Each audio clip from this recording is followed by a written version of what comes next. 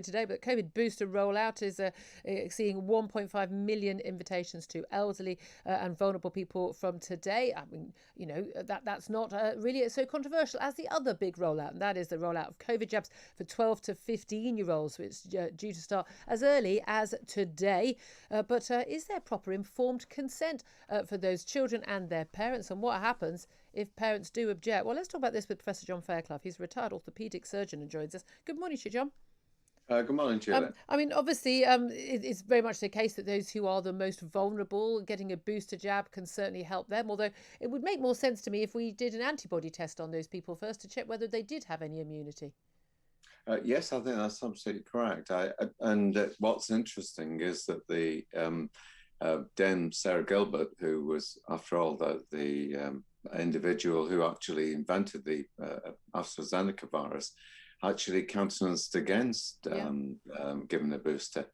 And more importantly, also worldwide, the FDA, the Federal Drug Administration in the United States, also suggested that the rollout universally for everyone was the incorrect way of proceeding. So it really is now accepted that that is not the method that we should be choosing. Well, indeed. In terms of rollout of the jabs, I mean, that's to sort of, first of all, over 90s, over 80s, those who are very vulnerable and medical problems.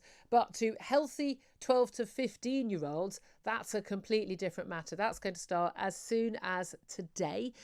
Parents will be children will be sent home with letters to sign to give them consent. I've had a look at the letters that are being sent out by the government. They're available on the official website. And for coronavirus vaccine consent form for children and young people. And it's easy. It's an easy read, and it's just got lots of nice pictures, and it's very easy. It says things like, one way to help you stay safe is to get a coronavirus vaccine. The coronavirus vaccine should stop you getting very poorly if you do catch coronavirus. There is a small chance you can still catch coronavirus if you've had the vaccine. If you or your parent or carer is worried about you having the vaccine, you can talk to your doctor. And as far as I can tell, that's pretty much as far as it goes. It talks about your arm might get a bit sore and the like. But at no point during any of this document, with lovely, lovely pictures, does it say that actually there is a small risk to having had the vaccine, as there is a small risk to having COVID for children, and that the JCVI has weighed up those risks and says that the marginal benefit does not justify having that vaccine, and that includes children, by the way, who haven't had had COVID naturally, let alone those who have. What do you make of both the decision of the government to overrule the JCVI and the abject failure to enable youngsters and their parents to give informed consent? I think this is probably, I've been in medicine now about 5 decades. I think this is probably one of the most dangerous efforts that we've had in medicine, because what we're doing is we're, in effect, overturning the position of medical individuals for political purposes. But let's go back a little bit to what the consent issue is. The consent is that you are aware of what the consequences of a medical action is.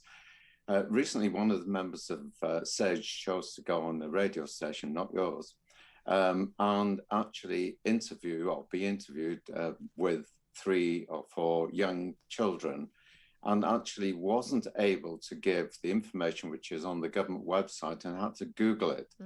He also got the rate of inflammation of the heart incorrect from the published international data. So if he cannot actually be aware of the consent issues, then how can a 12-year-old? Yeah. And what we have to remember is that in this interview, one of the children actually had COVID, and one of the published data sets shows that the one aspect is the best form of defense you can have is having COVID. I know from your previous data you've had it, Julia, and Boris Johnson himself said he was bursting with antibodies. What kind of ludicrous rationale is there to take a vaccine to do something else when you know you have protection? Well, and yeah.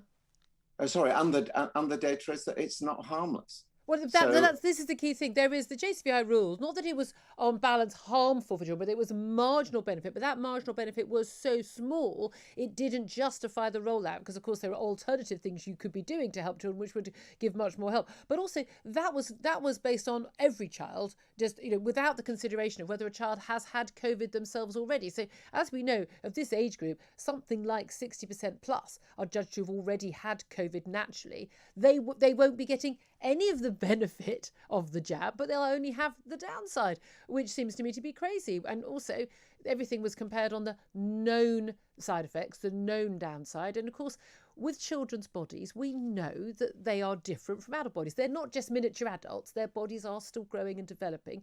And it's not possible for us to know the long-term impact on their bodies. Likely, there isn't any long-term impact, but we don't know that, in which case, if children aren't at risk from this disease, why on earth would we be wasting the valuable resource of jabs that could save the lives of elderly people in the third world? Why are we giving them jabs? you're absolutely correct. And one of the things in medicine that we have to be aware of is that you can always do nothing in surgery of the many thousands of operations. When we get consent, we say, what happens if you do nothing?